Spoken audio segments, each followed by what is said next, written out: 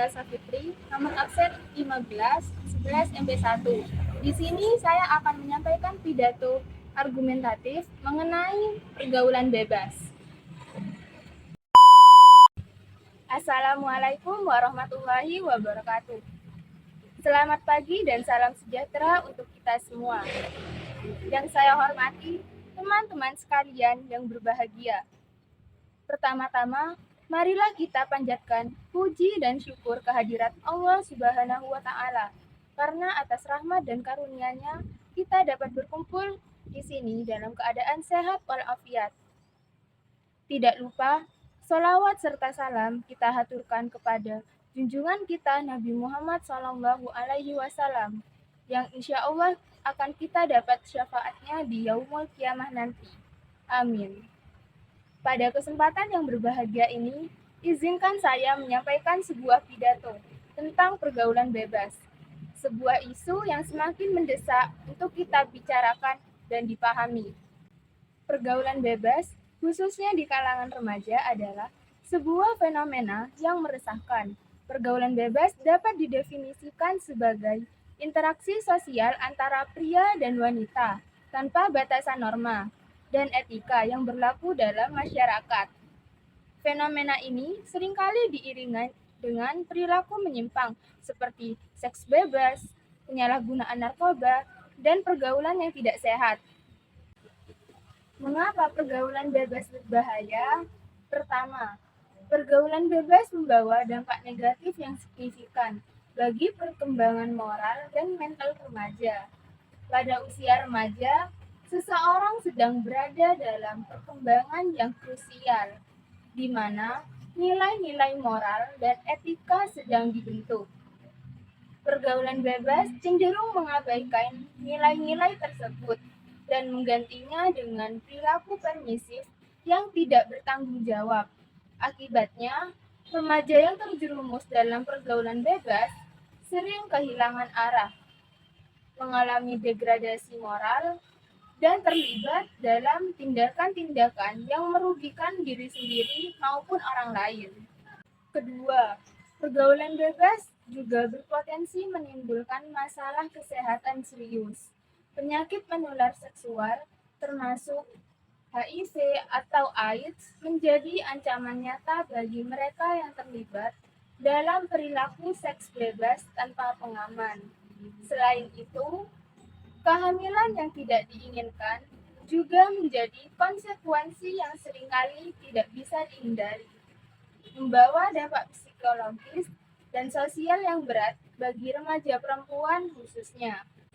Ketiga, pergaulan bebas dapat menyebabkan masalah akademik. Remaja yang terlibat dalam pergaulan bebas seringkali mengabaikan tanggung jawab akademik mereka. Mereka mungkin lebih fokus pada kegiatan sosial yang tidak sehat daripada belajar, yang dapat mengakibatkan penurunan prestasi akademik.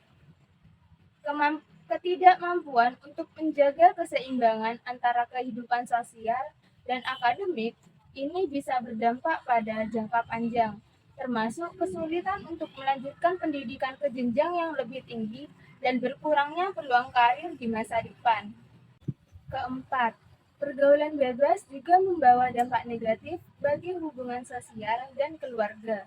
Remaja yang terlibat dalam pergaulan bebas seringkali mengalami konflik dengan orang tua dan anggota keluarga lainnya. Kepercayaan yang rusak dan komunikasi yang terganggu dapat mengakibatkan keretakan dalam hubungan keluarga.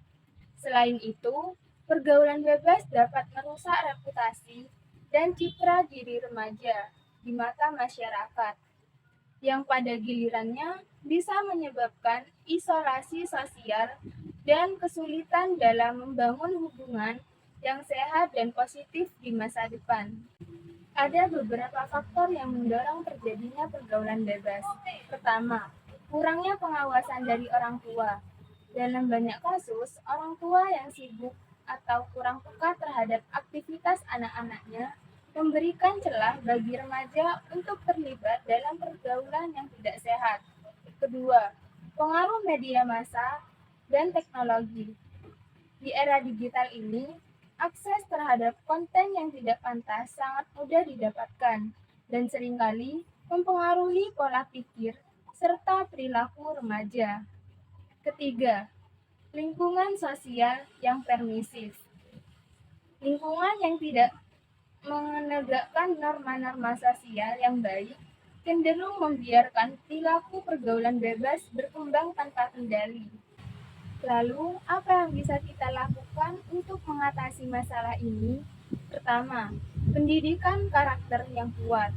Sekolah dan keluarga harus berperan aktif dalam memberikan pendidikan karakter yang baik kepada anak-anak. Nilai-nilai moral, etika, dan tanggung jawab harus ditanamkan sejak dini agar remaja memiliki landasan yang kuat dalam menghadapi berbagai godaan dalam pergaulan. Kedua, pengawasan dan komunikasi yang efektif. Orang tua harus lebih aktif dalam mengatasi aktivitas anak-anak mereka. Selain itu, komunikasi yang terbuka antara orang tua dan anak sangat penting agar anak merasa nyaman untuk berbagi masalah dan mendapatkan arahan yang tepat. Ketiga, pemanfaatan teknologi dengan bijak. Remaja harus diajarkan untuk menggunakan teknologi dan media sosial dengan bijak. Informasi yang diterima harus disaring dan dipertimbangkan dengan baik sebelum diterima dan diikuti. Keempat, memperkuat kegiatan positif. Sekolah dan masyarakat harus menyediakan lebih banyak kegiatan positif dan produktif yang dapat diikuti oleh remaja.